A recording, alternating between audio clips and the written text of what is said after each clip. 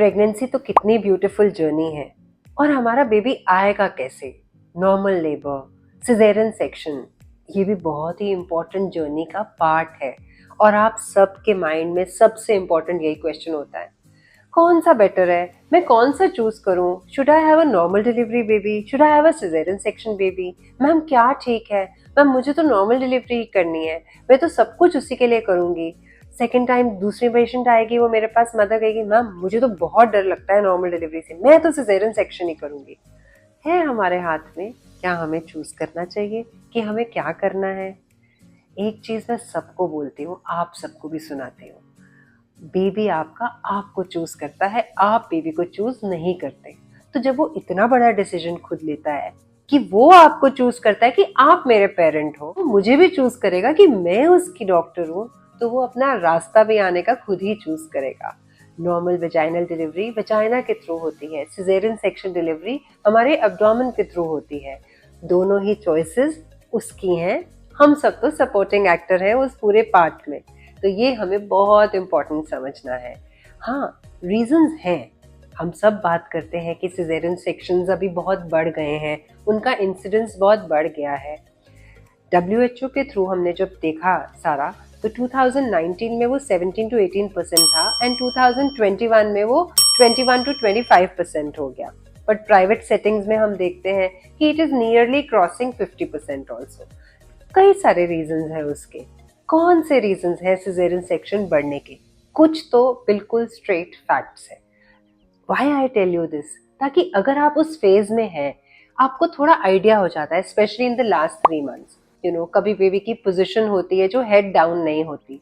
अगर पोजीशन ही head down नहीं है तो हम नॉर्मल डिलीवरी कैसे करेंगे? जैसे मैंने आज ही सुबह एक पेशेंट का किया, एक मदर थी, उसका बेबी नहीं, हेड उसका ऊपर था एंड उसका बटक प्रेजेंट कर रहा था, जिसको हम ब्रीच पोजीशन कहते हैं। तो डेफिनेटली हम नहीं लेस रिस्क लेना चाहते, तो उसमें हम सिजेरियन ही करेंगे।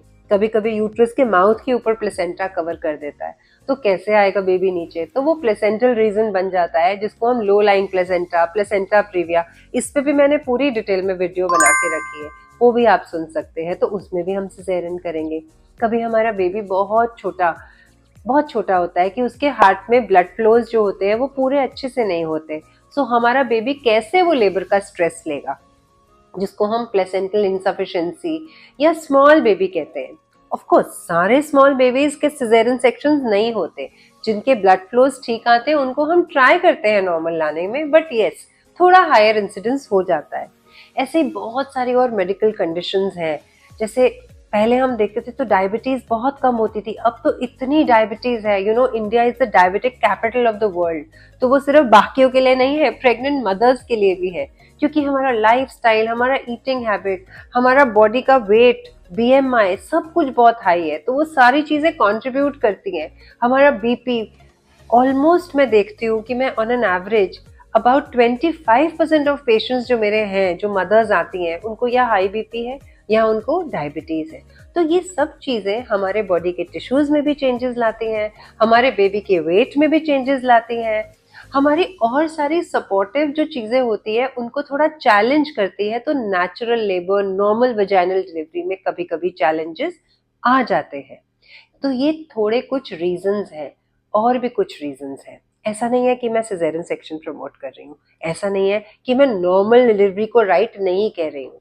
डेफिनेटली हम चाहते हैं कि सारे पेशेंट्स नॉर्मल वेजाइनल डिलीवरी ही करें, बिकॉज वो रूट तो नेचर ने चूज किया है। और मैं तो सबको यही कहती हूँ कि जो रास्ता भगवान ने चुना है आपके बेबी को लाने के लिए, let your child walk on that path. तो इसीलिए why fear? There is nothing like fearing the natural process. आज अगर हम गिर जाते हैं, अगर आज हमारे को कोई बोन भी फ्रैक्चर होती है, तो कितने मैनूवर्स होते हैं कि हम हड्डी को सीधी करते हैं ऐसे ही, फिर हम प्लास्टर करते हैं, तो उसमें दर्द नहीं होता क्या? उसमें भी तो होता है। तो ऐसे ही लेबर पेन में भी होता है। तो वो रीजन नहीं होना चाहिए सिजेरियन करने का।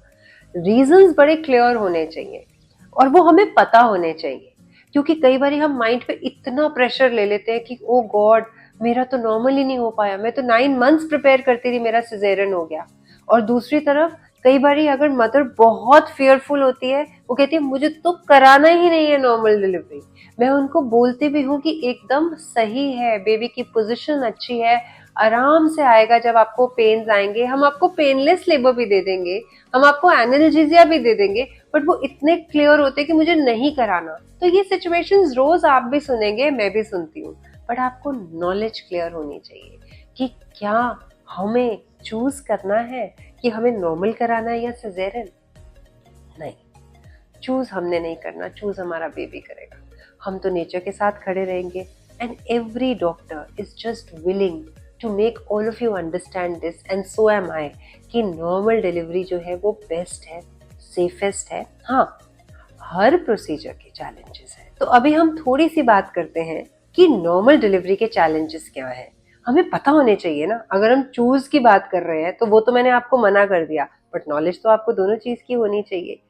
हमारे वजाइना में कुछ थोड़े टीयर्स होते हैं, हमें थोड़े सूचर्स लेने पड़ते हैं अपने विजाइनल एरिया में, बहुत ही सेंसिटिव एरिया होता है वो, छूने में भी बहुत ज़्यादा वैसे भी पेन होता है, and we always been told to just keep it all closed, so when that whole area expands, तो हमारे थोड़े से यूरिन कंट्रोल, ब्लैडर कंट्रोल में थोड़ा डिफरेंस आता है। बहुत स्टडीज हुई हैं जिसमें बताया है कि जब बेबी वजाइनल रूट के थ्रू आता है तो थोड़ी स्ट्रेचिंग होती है पेरिनियम की, पर हम एक्सरसाइजेस करेंगे ना, पहले भी करेंगे, बाद में भी करेंगे, तो वो सब चीज़ों को हम काफ़ी हद तक सॉर्ट आउट करेंगे। तो ये एक छोटा सा चैलेंज है नॉर्मल डिलीवरी का। दूसरा, थोड़ा टाइम लगता है पेशेंट को, 12 hours to 24 hours to 36 hours भी लग जाते हैं। Not that you are in pain for 1.5-2 days, in not in very intense pain, but yes, अगर आपको माइल्ड माइल्ड भी आ रहा है तो we have to follow you, so थोड़ा prolong time, that is also one little thing. आजकल हमें सबको स्विगी की आदत है ना, फटाफट जो चाहिए वो मिल जाए, ऐसा नहीं होता है। बेबी तो अपने समय से आता है। कितनी बार तो ऐसा होता है कि हमें लगता है बस आ गया, हम भाग भाग के ऊपर चढ़ते हैं और जाके लेबर रूम में 1 घंटा खड़े रहते हैं। क्यों? क्योंकि भगवान ने टाइम जो सेट किया है वो अभी हुआ नहीं है ना। तो नॉर्मल लेबर एक प्रोसेस है जिसमें समय लगता है। और अगर मैं सोचूं नॉर्मल लेबर में क्या प्रॉब्लम है, थोड़ा थोड़ा बेबी को भी एफर्ट तो देखो लगता ही है, क्योंकि बेबी अच्छे से उस पूरे प्रोसेस से आता है, थोड़ा थकता भी है, बट उसको फायदा भी बहुत होता है। क्या फायदा होता है नॉर्मल लेबर का? क्योंकि हमें दोनों चीजें पता होनी चाहिए, दोनों प्रोसेसेस की। फायदा ये होता है कि उसका लंग बहुत अच्छा डेवलप होता है, क्योंकि उसको कंप्रेशन भी बहुत मिलता है। जब वो आ रहा होता है बर्थ कैनाल से, वो अपना ब्रीथ करने की कोशिश भी करता है। जो वजाइना का सारा माइक्रोब होता है, जो माइक्रो ऑर्गेनिज्म होता है, वो अपना इंजेस्ट करता है, जिससे उसको बहुत अच्छा गट फ्लोरा बनता है। उसके इंटेस्टाइन्स के अंदर भी माइक्रो ऑर्गेनिजम्स अच्छे होते हैं, तो वो एलर्जी को भी फाइट करता है। तो रेस्पिरेशन इश्यूज, एलर्जी की प्रॉब्लम्स ये थोड़ी सी कम होती हैं जब नॉर्मल लेबर वाले पे बच्चे होते हैं। हाँ, बट थोड़े वो थकते ज़्यादा हैं। कभी कभी जब वो आ रहा होता है, गले में कॉर्ड होता है, तो कभी कभी थोड़ा सा क्राई लेट हो जाता है, थोड़ा उसको स्ट्रेस होता है, हमें ऑक्सीजनेट करना पड़ता है। बट वो सब आपको सोचने की जरूरत नहीं है, because we are all equipped to do it, and we'll make sure that things are all very safe and easy. तो ये छोटी छोटी चीजें आपको पता हो तो आपको एटलीस्ट प्रोसेस की नेचुरलिटी, उसके प्रोज उसके कॉन्स के बारे में थोड़ा आइडिया हो जाएगा। अब हम सिजेरियन सेक्शन पे आए। क्यों क्यों करना है वो तो आपको मैंने बताया। अब उसके क्या चैलेंजेस हैं? देखिए, इन्फेक्शन का रिस्क थोड़ा हायर होता है as compare to normal delivery. क्यों? क्योंकि हम एब्डोमेन कट कर रहे हैं, स्किन, अंदर टिश्यूज, एब्डोमेन की कैविटी, वहाँ पे बहुत सारी आंतें होती हैं, इंटेस्टाइन्स होती हैं, यूरिनरी ब्लैडर होता है, तो थोड़ा बहुत चैलेंजिंग हो सकता है क्योंकि वो एक सर्जरी है।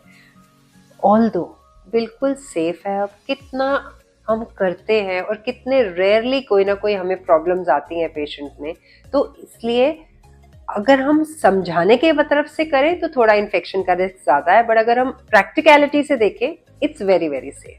और हमें क्या इशू आता है सिजेरियन में? थोड़ा सा रिकवरी पीरियड 2-3 हफ्ते ज्यादा होता है। जैसे नॉर्मल डिलीवरी में मैं कहती हूँ सबको in 4 weeks you are absolutely fine, in fact in 3 weeks only. Caesarean में मैं उसको कह सकती हूँ 5 to 6 वीक्स। आप अपनी एक्सरसाइजेस वगैरह 6 वीक्स में रिज्यूम करते हो, नॉर्मल डिलीवरी में आप 3 वीक्स पे करते हो, बट आप काफी नॉर्मल हो जाते हो, बिकॉज अब हम बहुत ही लो सेक्शन देते हैं। मतलब जो आपकी प्यूबिक हेयर लाइन है हम वहां कट देते हैं, जिसको हम बिकिनी इंसिजन कहते हैं, वहां दिखता भी नहीं है, तो वो recovery is much much faster. Is caesarean section very painful? ये भी एक बहुत कॉमन क्वेश्चन है, रोज पूछते हैं। मैं उनको कहती हूँ when we are doing the caesarean तब तो नहीं पेनफुल है बिकॉज हम आपको एनेस्थीसिया देते हैं, बट बाद में तो दुखता है। आज सब्जी काटते हुए उंगली भी कट जाती है तो दुखती है कुछ दिनों तक, तो ये तो फिर पूरा कट है। बट आपके बेबी के लिए हो रहा है ना, तो फिर क्यों सोचना। क्या हमारे कॉस्ट डिफरेंसेस हैं? कुछ तो हैं, बिकॉज हम ओटी लेके जाते हैं सिजेरियन सेक्शन में, काफ़ी सारे और मेडिसिन यूज़ होते हैं। एक नॉर्मल डिलीवरी में रिलेटिवली कम होता है, तो एक स्टे का भी फ़र्क है। नॉर्मल डिलीवरी में generally 2 days are enough, caesarean में कभी 3-4 days लग जाते हैं, क्योंकि मोबिलाइज करना है, थोड़ा सा उठाने में टाइम ज़्यादा लगता है, आपको खाना खिलाने में नॉर्मल थोड़ा टाइम लग जाता है, तो वो कॉस्ट डिफरेंस तो है। इसीलिए पता है क्या लगता है सबको कि we are all doing caesarean sections very normally and ज़्यादा ही कर रहे हैं कुछ। ऐसा नहीं है, ज़्यादा ही नहीं कर रहे हैं, ये मैं चाहती हूँ आप सबको बहुत क्लियर हो। We are all aiming for a healthy baby and a healthy mother. आज रिस्क फैक्टर्स ही इतने सारे, आज बीएमआई ही हमारा ज़्यादा है, इसीलिए सिजेरियन सेक्शंस बढ़ रहे हैं, मेडिकल कॉम्प्लिकेशंस बढ़ रही हैं, आईवीएफ इतना बढ़ रहा है, इतनी प्रेशियस हो जाती है प्रेगनेंसी। सो ये कुछ ऐसे रीजंस हैं जिसकी वजह से हमें करने पड़ते हैं ज़्यादा सिजेरियंस। दूसरा, पेशेंट का फियर बहुत है, इसीलिए I always promote please birth classes attend करो, make yourself very very powerful. तो इस वीडियो में मैंने आपको नॉर्मल डिलीवरी की नेचुरलिटी भी बताई है। आप दर्द से मत डरो, हम आपको पेनलेस लेबर देंगे। एपिड्यूरल एनाल्जेसिया, आपको पता है मेरी एक पेशेंट है जो जिसकी अभी डिलीवरी लेने ही जाने वाली हूँ, वो पेशेंट को हमने एपिड्यूरल एनेस्थीसिया दिया, वो इतनी पेन में थी, जैसे ही हमने दिया in 3-4 hours I tell you honestly वो डायलेट हो जाएगी और डिलीवर करेगी। हाँ, थोड़ी पेन होगी, 20% 25% होगी, बट 100 नहीं होगी। सो हमारे पास नॉर्मल डिलीवरी में भी पेनलेस ऑप्शंस हैं। So you don't get scared and always trust your doctor. आपका डॉक्टर 9 months आपके साथ खड़ा हुआ है, वो 9 months तक आपको देखता है कि जो बेस्ट और राइट आपके और आपके बेबी के लिए है वही हो। सो यही ध्यान रखना कि आपका बेबी चूज करेगा उसको किस रास्ते आना है, and you are in the best hands because God has chosen us as your instrument to bring your angel to you. So both options are all fine. Whichever is right, we will all मिल के हम वो right decision लेंगे, but आप दोनों चीज़ों के बारे में knowledgeफुल ज़रूर हो।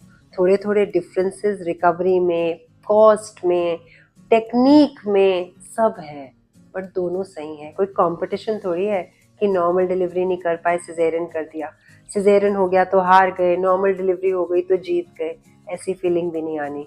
दोनों तरफ से balanced, because both you and your baby are very precious to all of us and they all have to be very very fine. इस वीडियो में शायद बहुत लंबा मैं बोल सकती हूँ, कई और सवाल हैं जो मुझे लगता है आप लोग मुझसे पूछ सकते हैं, बट आप कमेंट सेक्शन में वो लिखिए and I will make sure कि एक एक क्वेश्चन वो आंसर हो, क्योंकि ये बहुत ही इम्पोर्टेंट टॉपिक है, मोस्ट डिस्कस्ड है, जिसमें 2 चीज़ें मैं चाहती हूँ आप सब ज़रूर यूज़ करें, ट्रस्ट और surrender when you are on this journey. But yes, कुछ और मैं आपको गाइड कर सकूँ, you please let me know and share it with all the women. सारी पॉजिटिविटी फैला दे प्रेगनेंसी के ड्यूरिंग में, लेबर और डिलीवरी के इन 2 प्रोसेसेस को लेके, एंड देखना क्या वंडरफुल एक्सपीरियंस आपका भी होगा। सारे लोग आपको थैंक यू करेंगे जब आप उनको नॉलेजफुल बना देंगे। सो शेयर इट विद एवरीवन।